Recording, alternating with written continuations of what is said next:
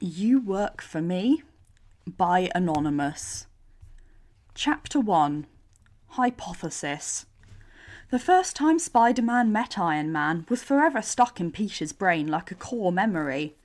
Tony Stark, the genius inventor, was impressed with his webs, the ones he'd painstakingly formulated and made himself. Peter decided not to hide the fact that he was the creator of both the web fluid and web shooters. It wasn't a clue to his identity. After all, who'd expect a teenager to invent such a thing? And that meant they had common interests they could bond over, other than saving the world, of course. It thrilled Peter to know that he could keep up with the man in a discussion. It was after one of those discussions, relaxing in the tower after a successful mission, that Tony threw in a casual remark. "I know you got a secret identity and all, but let me know if you ever need a job." Peter couldn't help but snort. If only the man knew he was already working for him. "I'll let you know." There must have been something off about his tone, because Tony narrowed his eyes at him and just stared for a few seconds. Peter tilted his head innocently. "No way you already work for me." Uh-oh. "Why would I work for you?" Peter asked, putting a hint of genuine confusion in his voice. "Why would you not work for me? Stark Industries are the top company in the world." Peter shrugged. "Debatable. And just because I'm good at it doesn't mean I have to work in science." "Debatable?" Tony sounded so offended that a few of the closest Avengers turned their heads in their direction, but then decided they weren't interested and returned to whatever they were doing. Peter was grateful. "Who's better then, huh?" Peter knew just the answer to make Tony mad. "I don't know. Oscorp?" Tony glared at him. "You don't believe that. I don't believe that you believe that." "Oh? And how well do you know me?" Peter teased against his better judgment. Now that Tony was so close to the truth, Peter had to just exude confidence. Don't show weakness. Don't let him know he's onto something. Easier said than done. "What good has Oscorp ever done?" Peter paused for a few seconds, mind returning to that one specific field trip 4 years ago. Oscorp didn't mean to give him superpowers. He knew that. But that was what happened, so was it a good thing? Probably not. He could have died. But the benefits remained. "I have a great answer, but first of all, I'm not sure if it even counts, and second of all, it would get totally misunderstood, just like me by the Daily Bugle."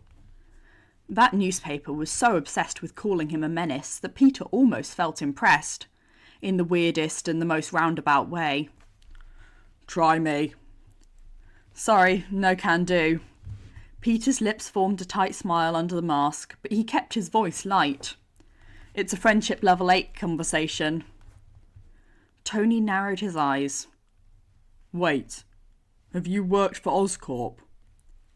Thankfully, Natasha chose this moment to interrupt their conversation, just coming back from the kitchen area with a steaming cup of coffee. She leaned silently against the nearest wall, observing them with one eyebrow raised. "What are we talking about?" Tony let the interrogation go, addressing Black Widow instead. "I think Spider-Man here might be working for me, but I can't prove it." "Oh." Natasha measured him with a look that made him feel seen. A part of him wanted to touch his mask just to make sure it was still on his head, or cover himself with one of the multiple empty pizza boxes littering the room. "I mean, if that's what you want to believe, then go right ahead." Peter kept his body and voice relaxed, and prayed one of the best spies in the world wasn't onto him. Even if Tony were to check every employee personally, what were the chances of finding Spider-Man among them? How would he prove it if he couldn't do it so far? "It might be fun for me to watch you losing your mind, honestly." Maybe he was taking it too far. "What do you think, Natasha?" Her face stayed unreadable. "Wouldn't hurt to check." Peter nodded enthusiastically. Hard agree. He had no choice. He couldn't show any weakness now. Is there a point in trying to find Spider-Man's identity now, or is it just for your own satisfaction, Tony?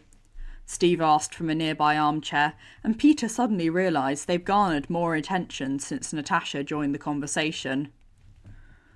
What do you mean? Tony gestured towards himself. My satisfaction is the point. Now, Friday, show me the profiles of our brightest employees. Focus on biochemistry and robotics. Age 20 to 40. Male. Employed currently or in the last 5 years. Perfect. Oh, you think I could be an ex-employee? Peter put a hand on his chin in thought and nodded. That's smart, but really, 40. You think I'm 40 years old? Tony turned to look straight into the mask's white eyes and said, Scratch that, Friday. Age 20 to 50. Hey! On the outside, he was theatrically outraged. On the inside, he was sighing in relief. Tony clearly didn't know his exact age, but he had to suspect that Peter was either in his 20s or 30s, because nothing else made sense, which excluded him from the suspect list from the very start. Friday started generating the results, and now everyone watched with mild interest. Peter really could do without the additional audience. That's a lot, Bruce commented. Stark Industries hires only bright people, was Friday's answer. This is not working out, Tony complained, seeing how long the list was. Friday, narrow down the search to people on my level. The results disappeared, and after a few seconds, one profile showed up on the screen. Tony Stark's profile. Peter gasped. Iron Man is actually Spider-Man? Tony ignored his dramatics. Not that much, Friday. Do you think I'm Spider-Man? In Friday we trust. Peter put his hand on his chest solemnly. If she says it can only be you, it can only be you. No more pulling wool over our eyes, Tony Stark, if that's even your real name. Clink cackled, leaning over a table to get a better view. Yeah, Tony, explain that. This is the only result of your search criteria, boss. Peter loved Friday so much. Too bad she was currently trying to find him in the employee database. Everyone settle down. All right, Friday, narrow the search down to everyone on Spider-Man's level. Peter wasn't sure how well Friday could judge his level of intelligence, but he didn't mind giving it a try since there was no way Friday would actually find him. The screen cleared and a couple of seconds later, a singular profile appeared before them. Again.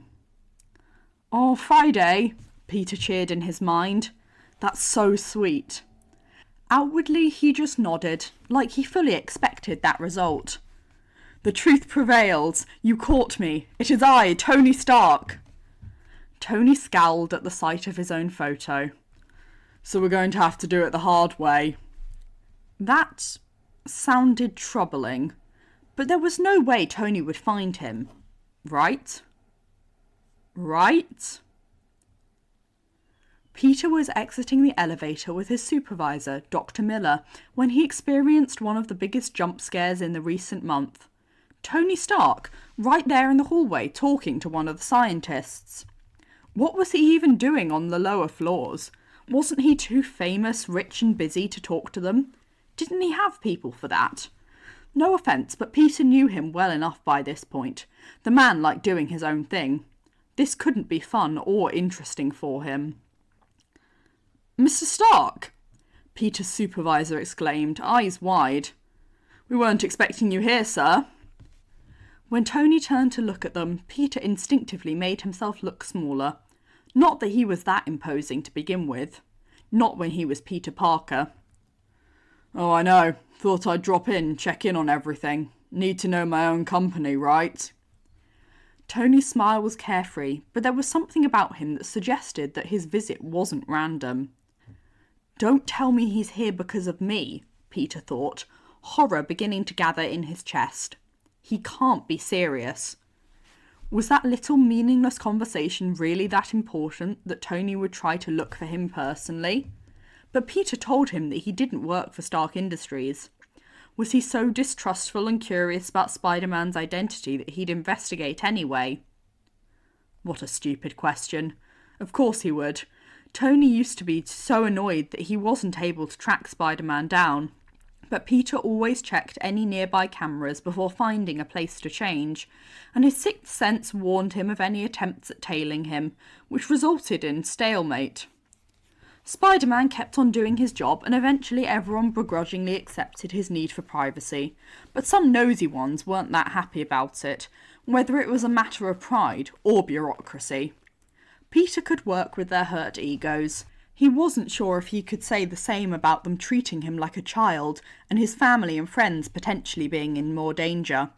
He hoped his age wouldn't change anything, but the facts were that most of the superheroes were years older than him, and he was barely an adult. He could already imagine getting lectured about starting a vigilante career at age 14. It was better if nobody knew. Of course, Dr. Miller nodded, buying the obvious lie without a second thought. If there's anything you need, just say the word. Suddenly he remembered that Peter was still standing next to him like the awkward nerd he was, and generously decided to introduce him. This is one of our new interns, Peter Parker. That shook Peter out of his introspection. He decided to talk before his supervisor decided to say something else. The last thing he needed right now was a compliment. Nice to meet you, sir, he said, like a fan that was meeting their idol, but trying to be chill about it and failing only slightly, making sure that both the tone of his voice and posture were nothing like Spider-Man's.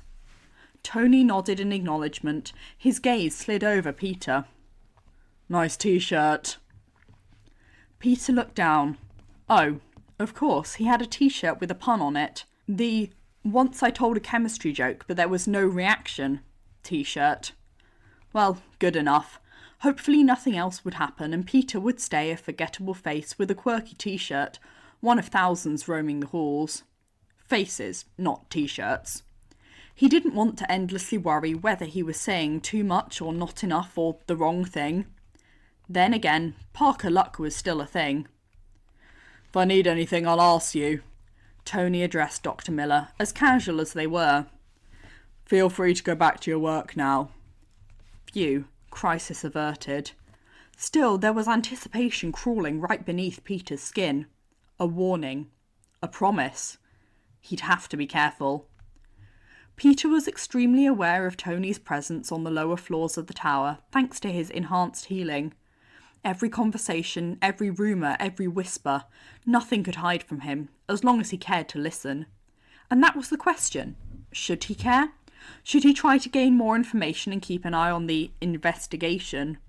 There was a real possibility that all that knowledge would only make his behaviour more suspicious.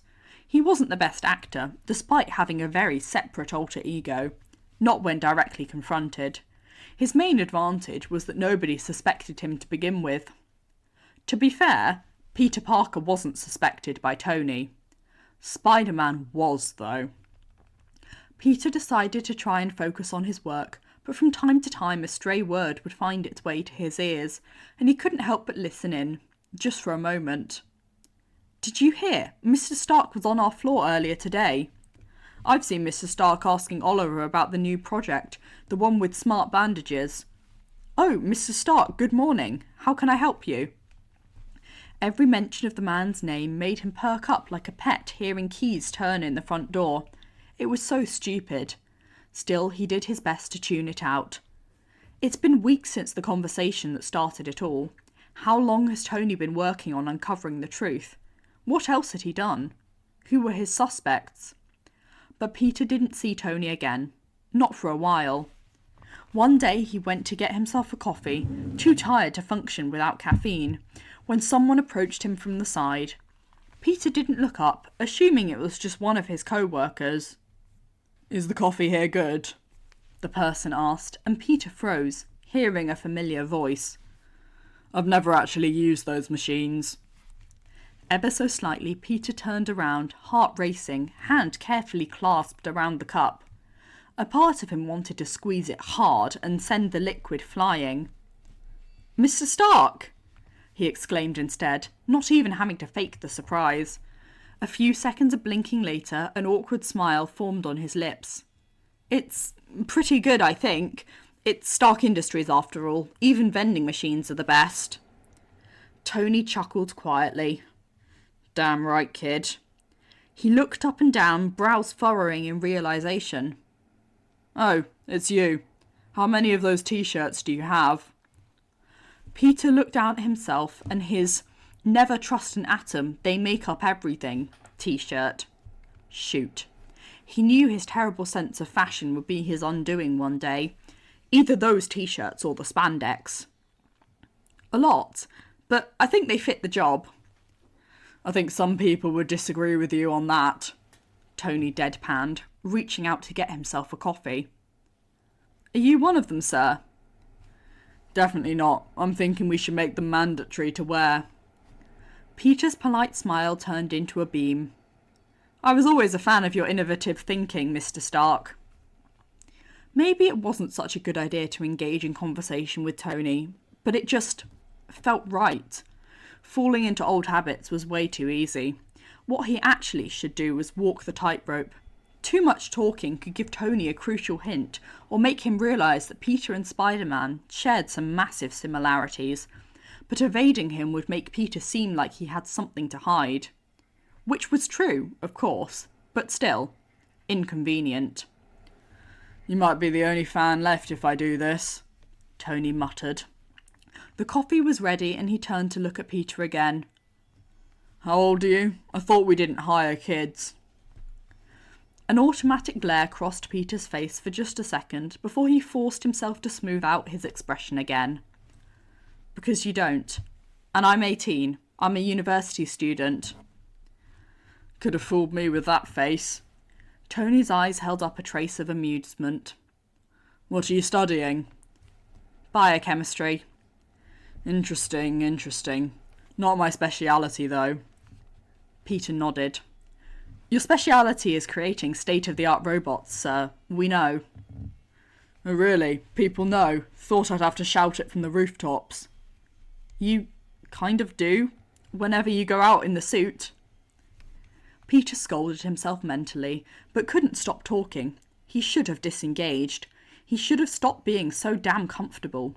But it was so easy after all those conversations with the Avengers where he faked confidence and cracked jokes. He knew this person. There was an established pattern of interaction, one-sided familiarity. He knew he shouldn't. He really knew it all. So why was it so hard? Maybe he could play it off somehow. He had to. Kids these days, Tony sighed, taking a sip of his coffee. They think they know everything. The coffee is pretty good, by the way. Well, I did know it, Peter answered with a little smile, cradling his own cup with both hands before finally tasting it. It was indeed good. Touché, you got me this time. Now tell me, what do you think about working here? That was a good topic change for Peter. It's the best, sir. It doesn't even feel like work because I can do all the things I'm interested in. And the people? Has anyone in particular impressed you? Oh, that question would fool anyone else but not Peter. He was the only employee that knew Tony's true intention behind it. Everyone is so kind. I don't think I can pick just one person. All right, how about this? Base it on intelligence, not personality. This wasn't the time to argue that Spider-Man's personality was just as important as his intelligence, if not more important. So, with regret, he ignored it. Instead, Peter tilted his head. Why are you asking, Mr. Stark? Do you want to promote someone? Is this what this is about? Then he gasped. Are you looking for someone to take your place? Hold your horses, kid. I'm still young and spry. I don't need an heir. Tony scoffed. Peter's face flashed with doubt before schooling itself into neutrality, but the man noticed it anyway. I may not be a toddler like some of our interns, but I'm not old. Instead of taking the insult for what it was, Peter feigned ignorance. Toddlers? What would toddlers do at an internship? Get themselves coffees from vending machines, apparently. Peter blinked a few times, then looked at the coffee cup in Tony's hand, almost like he didn't mean to, but his eyes were drawn there anyway. Oh. Not me. Tony threw a disappointed glance at the traitorous cup and took a big gulp, wincing at the temperature. Damn it. The way he looked at it like it simultaneously killed his entire family and could solve all of his life problems resonated with Peter on a deep level as a fellow caffeine addict. Speaking from experience, sir, sometimes we need to give up on coffee and go to sleep, he said carefully, like he was talking to a ticking bomb. If someone said the same thing to him, he definitely wouldn't listen, but who knows? Maybe Tony was more responsible and mature. Who was he kidding? Definitely not. Full offence. When the man turned his still disappointed eyes to him, he could only shrug and smile, awkwardness on full display. I'll sleep when I'm dead, Tony deadpanned, then downed the rest of his coffee, wincing once again, and threw the cup into the trash can right next to the vending machine. Right now I have things to do. He looked like he was about to walk off, but then turned back to Peter and looked at him. Something tingled right beneath Peter's skin. Have we met before, by the way? Now, that was a loaded question, and it got Peter unreasonably nervous. Did Tony recognise him? Was something about him familiar enough to connect to Spider-Man? Was it his voice? But he spoke in a different tone, and his voice was so generic. Was it the body type or posture? It couldn't be, not with baggy clothes and trying to seem small.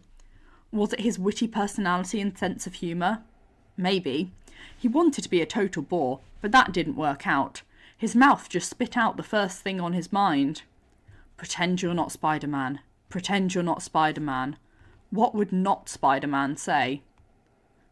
Well, I've been working here for a few months now. Tony considered it for a few seconds, still staring, then shook his head. No, before that... Houston, we have a problem. Now, he could lie and say that they had never met. This option had very dangerous consequences if Tony didn't believe him. Or he could tell the truth and become a bit more recognisable in Tony's memory. Not just weird t-shirts, but also weird lore. Peter had it all. Tony would probably get distracted enough not to follow the hunch. Peter hesitated before saying, We did meet. Kind of. But it was long ago. I doubt you even remember this, sir. Try me. After the recent events, Peter didn't like this particular line. Oh, okay, it was the Stark Expo, the one in 2010. Tony's face twisted into a grimace. You were there? Sorry about that. We didn't get the best reviews that year. You have nothing to apologise for, Mr. Stark. Peter immediately protested. You didn't do this, and sure, the day was technically ruined, but it was a cool story. I was at that famous expo, right? He intentionally didn't mention getting saved. Right, so when did we meet? You must have been a child back then. I was getting attacked by a drone and you came by, saved my life and flew off again. Peter explained as casually as possible. Tony's eyes widened in disbelief. This is a cool story to you. You almost died. I mean, yeah. My aunt and uncle were freaking out, but I was amazed. That was the coolest thing that's ever happened to me. When I told my friend, he agreed. You even said, good work to me. I did. Tony's eyebrows furrowed in concentration. What did you do? Nothing, really. His gaze drifted to a nearby wall as he recalled the day.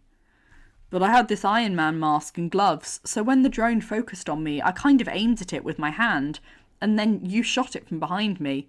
It was almost like I was the one to destroy it. Not everything was this clear, most of the chaos bleeding into each other and creating a mess, but this one event always stood at the forefront of his memory. When Peter looked back at Tony to check his reaction, all traces of confusion were gone from the man's face. That was you, he yelled. Peter blinked. You remember that? Do I fucking remember that? Tony muttered under his breath. Yes, I remember. I can't believe I'm meeting the kid that almost got murdered at my expo again. Peter didn't know whether to cringe or pout at the thought. Hey, he scratched the back of his neck. It wasn't that bad.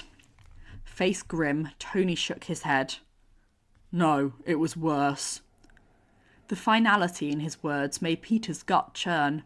If Tony wasn't there to save him that day, he would most definitely have died. Someone would find his dead body still in the Iron Man mask.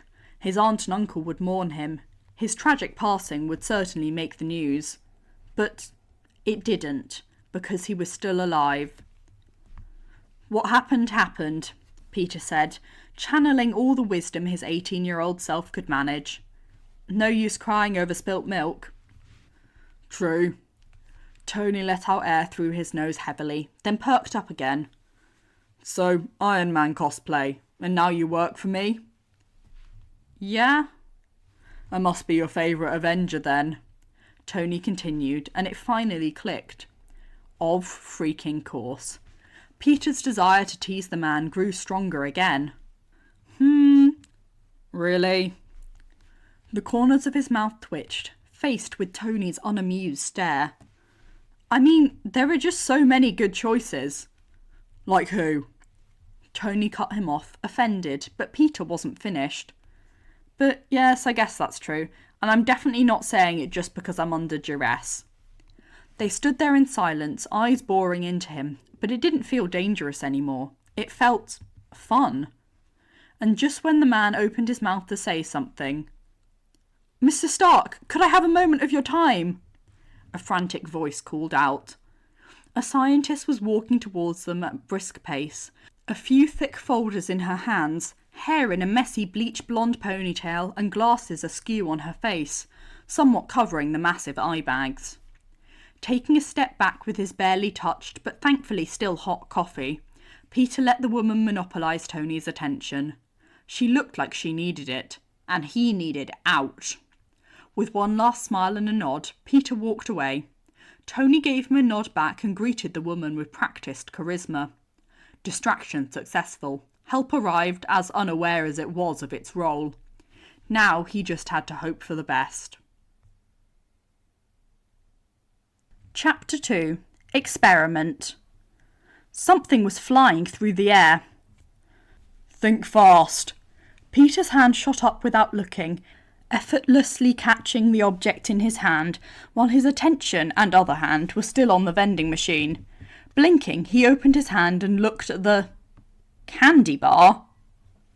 What's this? He asked, turning to look at the owner of the company, strolling towards him like he was taking a relaxing walk in the park. This? Some food. Living on pure coffee isn't good for you, kiddo. Speaking from experience? Do as I say, not as I do. What a poetic way to say I'm a hypocrite. Tony raised an eyebrow and Peter remembered who he was speaking to. I meant, you have such a beautiful way with words, Mr. Stark. I wouldn't be able to say it so well. That's what I meant. Sure, Tony drawled. By the way, I wanted to ask you a question. Me? Uh-oh. Yes? Peter smiled awkwardly. You were on a field trip to Oscorp when you were 14. Is that correct? Peter's mouth dropped open. What the fuck?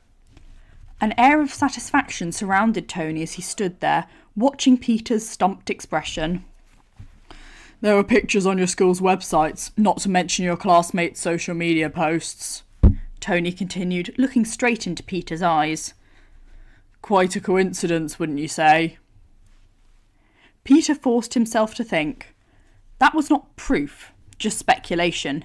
He didn't have to stand there and take it. He needed to fight back. Make Tony regret ever uttering those words out loud. Mr. Stark, he stammered. I've heard rumours, but I didn't know it was this bad. Tony frowned. This bad? Yeah, Peter nodded, squirming in place. Your dislike for Oscorp, am I getting fired for going on a field trip when I was 14 years old? I was just a kid. My school organised a field trip, so I went. I swear it's not because I like them or anything. And I'm not a spy either. I know you don't like Oscorp, sir, but please understand that... Jeez. Tony shook his head with a heavy sigh. Stop spiralling, you're not getting fired. That's not what I was talking about. Peter's shoulders slumped in relief. Oh, good. Please don't scare me again like that, Mr. Stark. My heart can't take it. Don't talk like an old man. Tony rolled his eyes. Don't talk like a girl fishing for gossip, Peter thought, but kept his mouth shut. Tony continued. I think we both know what I was talking about. Would he be so vague if he was sure? Tony was keeping the conversation safe and open to interpretation. Peter made a confused face. He wasn't about to immediately fold. So what are we talking about? Tony gave him a look, nervous but confident in his choice. Peter didn't let his little lost child facade slip. They looked at each other for 20 very, very long seconds before Peter spoke up again, uncertainty colouring his voice. Mr. Stark? Tony squinted harder, then leaned back. How about we go somewhere more private? Here, let's go to an elevator. Yeah, that sounds extremely suspicious, sir, Peter muttered, but let himself be guided to an elevator that definitely wasn't intended for regular employees. Running away now would not help. They entered the elevator and the door closed behind them. So, Tony turned to stare straight at Peter. Spider-Man, huh? Thankfully, Peter expected a more decisive move on Tony's part, and didn't lose his shit. Yet. Spider-Man? He repeated, tilting his head a few degrees to the side. Would Spider-Man tilt his head like an innocent puppy? Actually, he would, because he was Peter, but Tony didn't need to know that. Yes. Tony's eyes bore into Peter like they could see through him, right into his soul. Spider-Man. But Peter didn't react to it, no matter how much he wanted the floor to swallow him. What about him, sir? Tell me, what do you know about Spider-Man? Starting with the basics. All right, he could do it. About as much as anyone living in New York, I guess. Peter shrugged. The elevator was starting to feel claustrophobic with the weight of Tony's attention on him. Don't you know him better, Mr. Stark? You're both superheroes. It would be more accurate to call Peter an unaffiliated vigilante, but he didn't want to give Tony another clue by being so pointlessly specific. But when Tony smirked and leaned against the wall, Peter suddenly had a bad feeling. Oh, I do, and I've talked to him recently. Turns out he works for me right here in Stark Industries. Crazy, right? Tony chuckled. Despite playing nonchalant, he did not stop watching Peter. Apparently he got his powers at Oscorp. It happened about 4 years ago, so I checked every employee of mine who had any connection to Oscorp. Your field trip took place shortly before the first Spider-Man sightings. What a coincidence. Peter froze. How? He didn't say any of that, so how did Tony figure it out? Was his cryptic Oscorp comment really all it took? That was bullshit. No normal person paid so much attention. Then again, Tony was in equal parts not normal and nosy. Ugh, Peter and his big stupid mouth. But really, a field trip. Did he not have any actual Oscorp employees to check? Relaxing just enough to look more like a wild rabbit and less like a deer staring into the headlights at 3 a.m, he asked, Are you trying to say I had something to do with Spider-Man's powers, Mr. Stark? Okay, let's cut to the chase. I'm saying you're Spider-Man. Uh-oh. Deflect. Peter made sure to look appropriately concerned. Excuse me, sir, but are you feeling okay? I'm feeling great. Don't deflect. He knows. That was awkward. I'm not deflecting. Peter spoke slowly, choosing his words carefully. That theory you just said, Mr. Stark, is very interesting, but I don't know anything about it, and it really is just a theory. Do you have any actual evidence of any of that, by any chance? Asking for evidence was quite confrontational, so Peter did his best to sound gentle. If Tony had it, then it was too late anyway. On the other hand, if Tony did not have any evidence, Peter didn't have to confirm anything. Tony pushed himself off the wall of the elevator and took a few steps closer, lifting a singular finger like he was about to start a countdown. "Exhibit 1, he began, sounding very confident. Too confident. "My evidence of Spider-Man working for me and how he got his powers is that he told me himself. There's no better evidence than a statement straight from the man in question, am I right?" Peter couldn't help but pull back for a moment, dropping the polite confusion in favour of a "are you fucking kidding me" expression. He didn't even care about the triumphant smirk on Tony's face. He had never said any of that. "Oh, really? Wow," he deadpanned.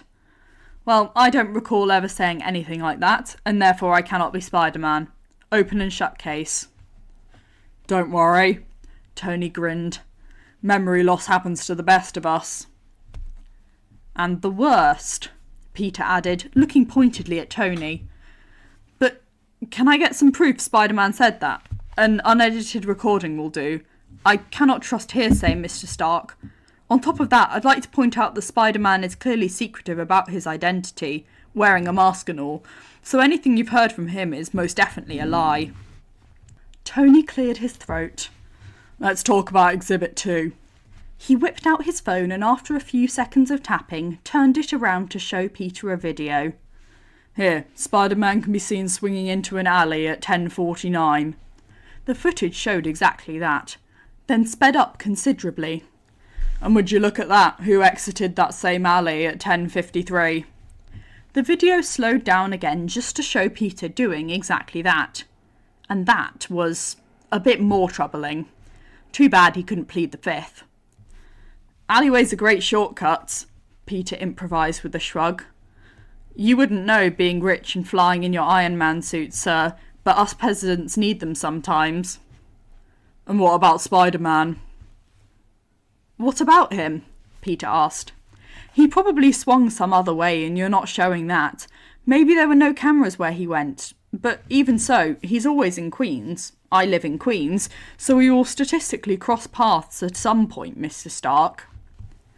The man surveyed him for a few seconds, fingertip unconsciously drumming against the edge of his phone. "I wouldn't think anything of it before. I wouldn't even notice it. But with everything I know now," Tony asked, eyebrows raised high. "No way. Multiple times, and all of them in alleyways." Peter blinked. In response, Tony showed him another video, and then another, and then... "All right." Peter raised a hand in front of himself. He was usually careful about changing in public spaces, but sometimes he had no time or choice, hence this situation. "It really doesn't show that I'm Spider-Man though, sir. Just shows I was in the same location for a very short time." "And what could you have done in such a short time frame?" "Accidentally cross paths." "Try again." "Make out." "What?" Tony's face went blank. "Make out with Spider-Man," Peter repeated, with no conviction and not much hope in his voice. "I mean, it's possible, right?" Tony blinked slowly. "That would be a whole different issue. Half bestiality." "Ew," Peter cringed. "Are you speaking like this to Black Widow, sir?" "Let's not mention her," Tony hurried to say, like she was about to pop out of the ceiling of the elevator and beat him up. Honestly, Peter could see it happening. "We're talking about you right now, and I don't have any footage of you entering those alleyways." On his next patrol, Peter would have to seriously consider destroying all forms of monitoring in the city. Clearly they weren't doing anything useful. "Cameras are kinda spotty in those parts of New York, so no wonder." There, an excuse that was actually true. "You pay attention to the number and quality of cameras, huh?" Tony drawled. Peter crossed his arms over his chest, desperate to put some distance between them. "I'd say I pay the normal amount of attention, the same amount an average citizen does." An average citizen would be scared to walk through shady alleyways. Tony shot back. Well, we have Spider-Man in Queens, so it's not so dangerous anymore. It's even less dangerous when you're Spider-Man. Too bad I'm not him. Peter tried to sound genuine. He really did. I would feel so safe. Tony gave him a look that screamed, "It's not working." So you're not going to admit it? Once again, Peter tried to look politely confused. I don't have anything to admit, though.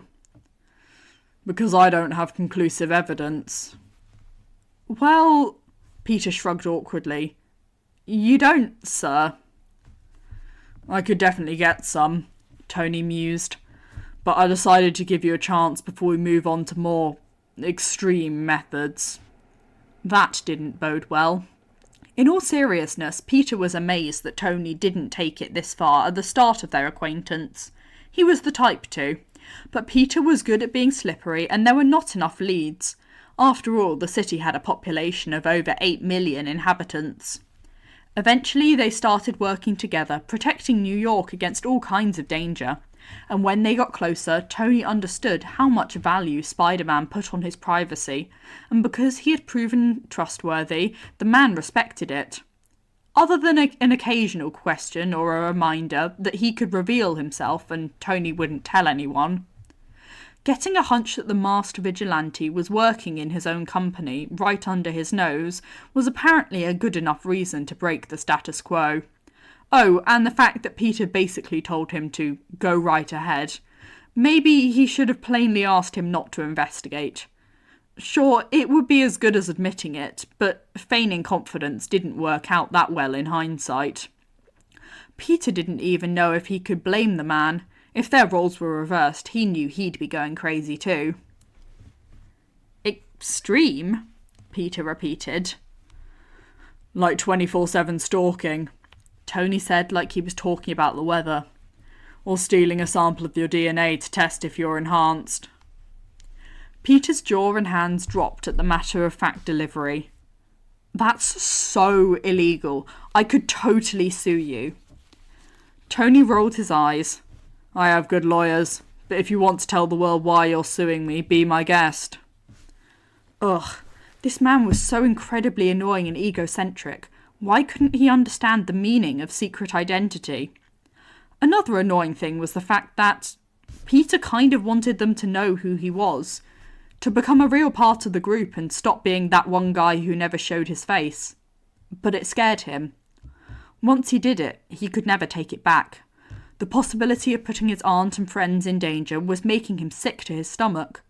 It was so much safer to continue as they were, the Avengers and the friendly neighbourhood Spider-Man. A strictly professional relationship, for the most part. Frustrated, Peter crossed his arms and glared at Tony. The man didn't seem to care. Come on, kid, I figured it out already. Anyway, what's the point in denying? The comment did nothing to make Peter feel less irritated. If you figured it out, then what's the point in me saying anything? You know best, sir. Yes, I do, Tony confirmed. Peter rolled his eyes. And I'll take that as a confirmation.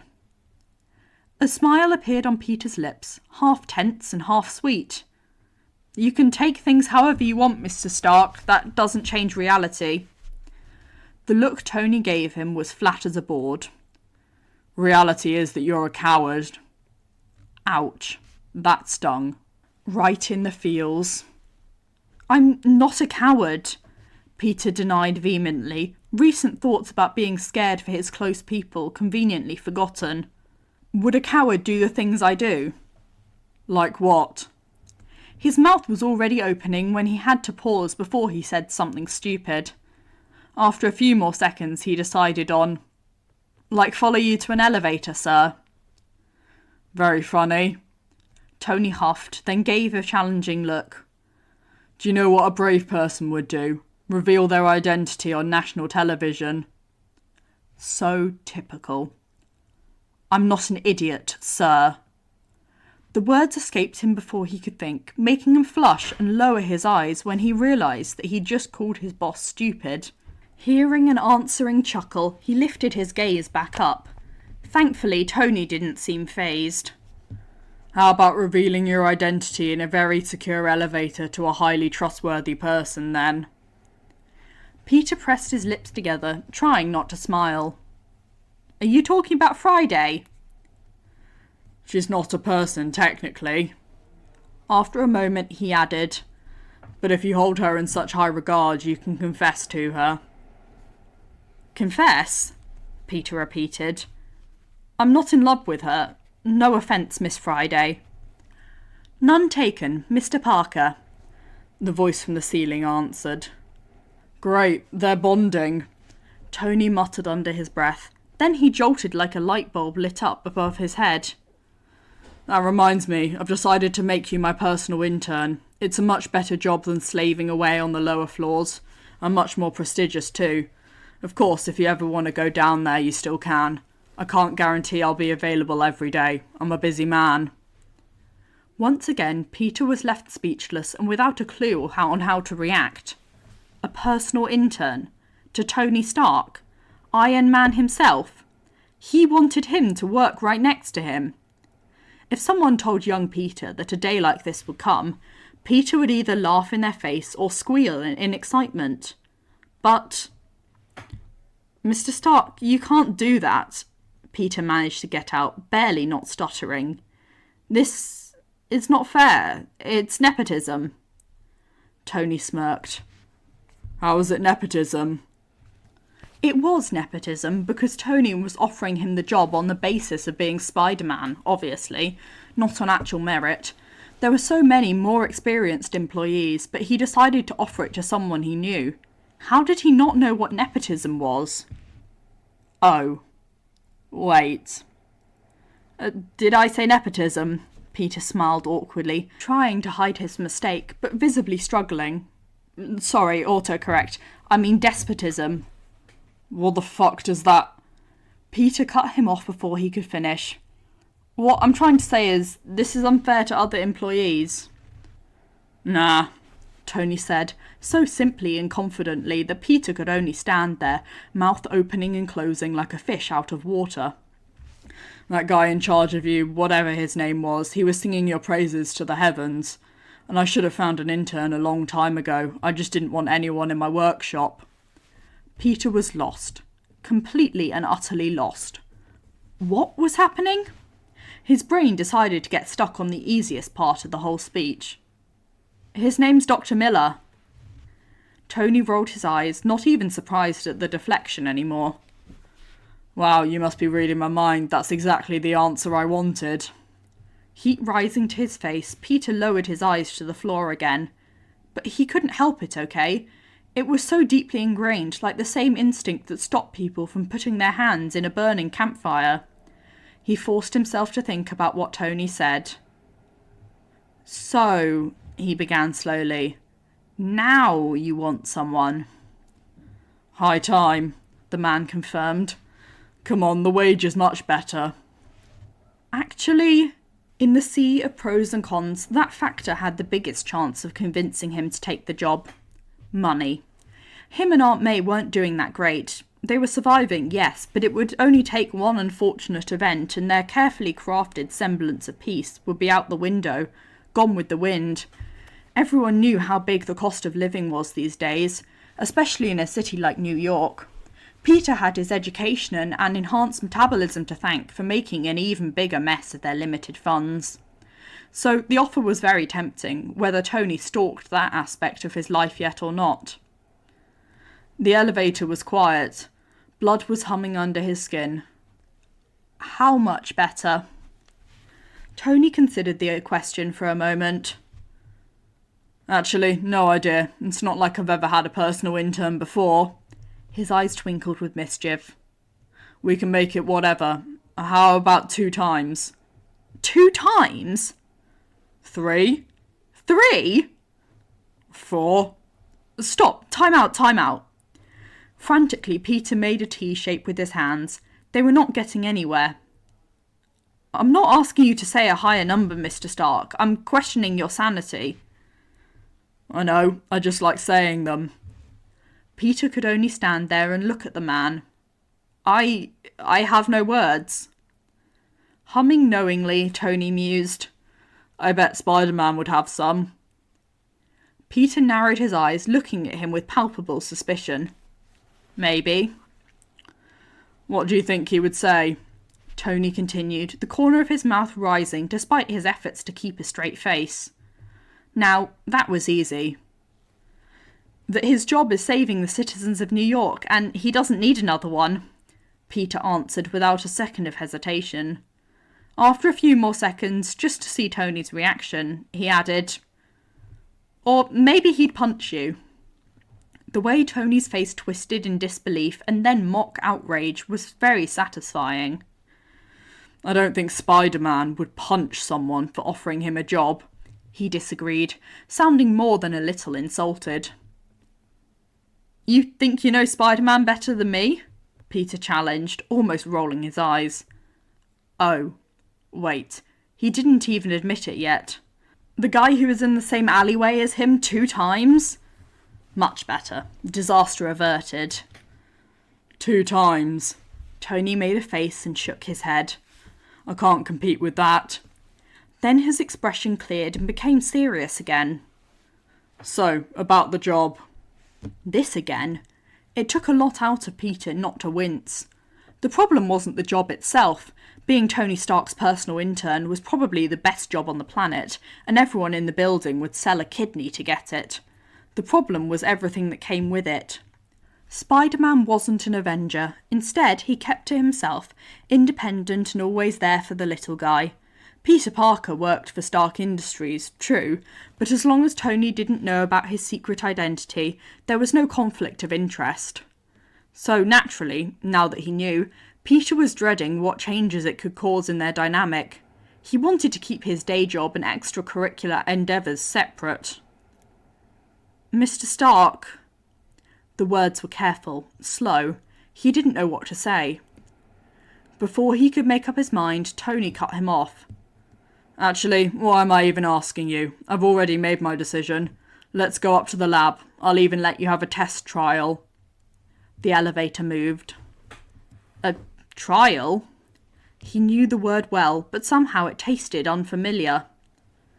Yeah, Tony confirmed. To see if you like it. Spoiler, you will like it.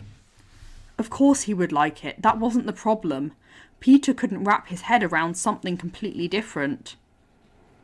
But why? The elevator stopped and the door opened. They stood there in silence for a few long moments before Tony spoke up. Because I'm not getting any younger and I'm in just the right position to nurture talent. The next generation has to have some hope too. Don't make my life any harder, alright? Huh. It seemed honest, and something about it made a crack in Peter's walls. It didn't obliterate them, not yet, but it was a start. Despite his reluctance, Peter let Tony whisk him away, and he did actually like it. The lab was extremely cool. All the Iron Man suits, all the robots. He couldn't believe he was actually there. Him. The real him. The simple nerd Peter Parker. Not Spider-Man climbing the walls and stopping moving cars. Even though the reason Tony invited him was because he found out about his secret. But he could ignore it for now. Working with the Avengers on and off did nothing to subside his fan tendencies. It was taking everything in Peter not to start gushing. Maybe it wasn't so bad to be known. Not by everyone, but this was fine. Tony gave Peter a tour of the workshop, and it was getting progressively harder and harder not to stare. Oh, how he wished to have something similar. But no, he had to make his tech in his bedroom or at school. It was either dumpster diving or stealing school supplies. One day. At last, Tony leaned on the workbench, looking very satisfied with himself. So, how is it? He asked like someone who already knew the answer. And Peter couldn't just let him have it. What? Want me to compliment you and your billionaire setup? Peter guessed. What I'm hearing is that it's worth compliments. Looking around, Peter let out a non-committal hum. I'd make a better one if I was as rich as you. Wanna bet? Peter glanced back at Tony and saw the challenge in his eyes. No, he immediately denied. He wasn't going to play this game. The lab is amazing, the best I've ever seen. And you want to work here? Tony's words were like nails trying to pin him down without a chance of escape. Totally, he chirped, voice heavy with sarcasm as he rolled his eyes. Not sure how to take it, Tony measured him with a look that made it impossible for Peter to keep a straight face. Slowly the corners of his mouth lifted until he was beaming at Tony. The man watched him for a few seconds before sighing. I have a feeling it's going to be hard to stay mad at you without that mask. This time Peter didn't bother responding, but his smile got even brighter. Chapter 3. Conclusion. The streets of New York were littered with fragments of destroyed buildings and vehicles as Peter observed them from his vantage point. Collateral damage was a bitch. As Spider-Man, Peter always strived to minimise it to the best of his ability, but it wasn't always possible. Human lives were still the top priority, so he'd gladly trade someone's car for a life. And hope it was insured. Their latest battle was finished, all the enemies defeated, and the dust was settling. Scanning the surroundings, Peter listened to the comms absent-mindedly. Yup, all clear. So guys, want to get some dinner? The answer was a tremendous yes. Everyone had their own idea of what they should eat, and Peter smiled under his mask, listening to the bickering. What about you, Spider-Man? Captain America asked. Normally he'd gladly accept, but he already had plans with Aunt May. I'm kind of busy. Maybe next time? Next time, Tony repeated, and it sounded like a promise. It was good, the way their relationship changed in the recent weeks as they got to know each other for real. No masks, no lies. And Peter might play it cool, but Iron Man was still his favourite Avenger, no doubt about it. Spending time with Tony felt familiar. It reminded him of evenings in his own apartment, doing homework with his uncle, watching movies, getting excited about how cool superheroes were. Just being happy. How did your search go, Tony? Hawkeye asked suddenly. What search? Wanda chimed in before the man in question could answer. Tony got in his head that Spider-Man is working for him and decided to track him down. Oh, yeah, there was something like that. And I was right, Tony bragged, and Peter wanted to facepalm. Was there really a need to announce it so openly? They were in the company of the Avengers. There were literal spies around them. They didn't need more information about him. Oh. Natasha's voice was mildly curious. The plot thickens. Damn, Spidey, is that true? Peter shook his head, even though nobody was even looking at him. No off-topic questions. But this is on topic? Peter could almost hear Clint raising his eyebrow. Is that time you walked into a glass door last week and smashed your nose on topic? A gasp. How the fuck do you know about that?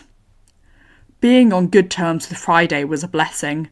He wasn't about to share his sources and lose the advantage. Tony chose that moment to step in.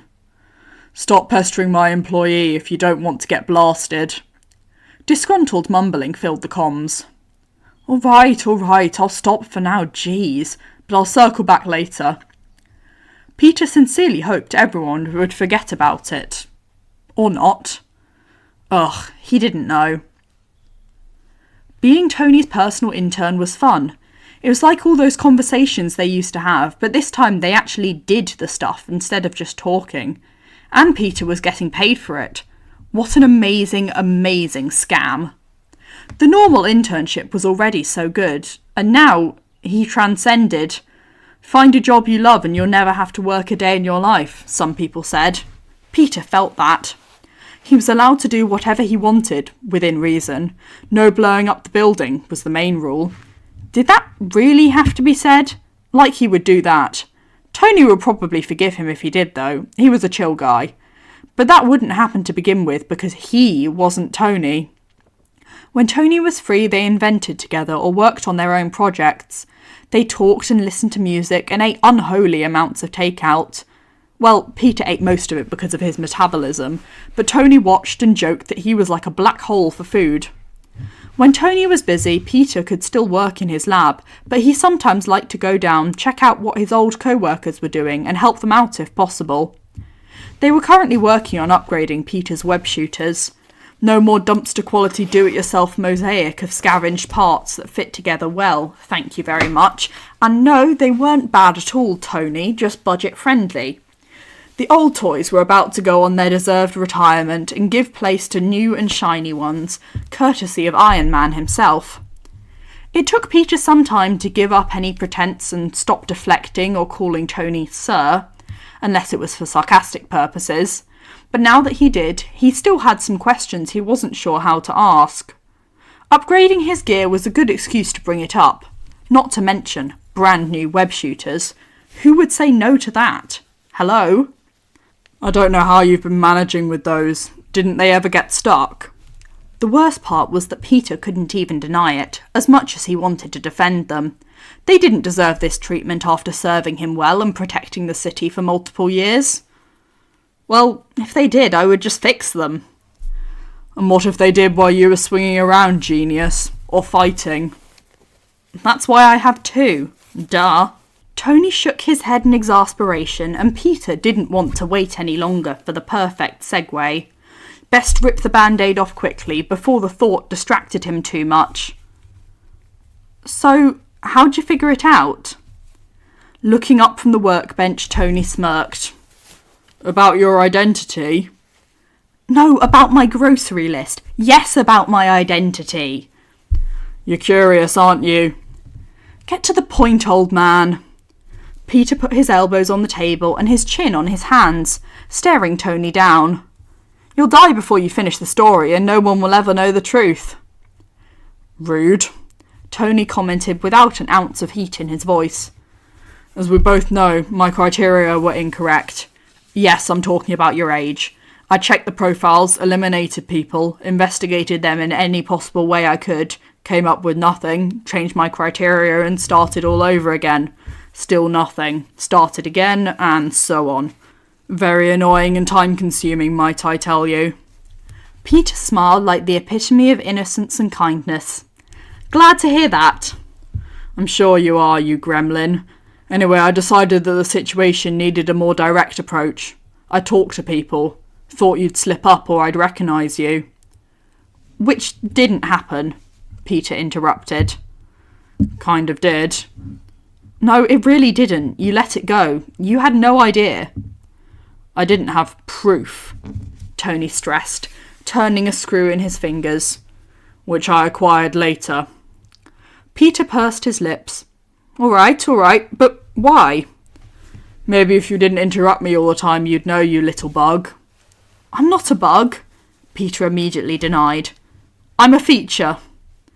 Tony just stared straight at him without a word, but none were needed. His point got proven in a fraction of a second. Sighing, Peter made a show of zipping his mouth, locking it with an imaginary key and throwing it over his shoulder.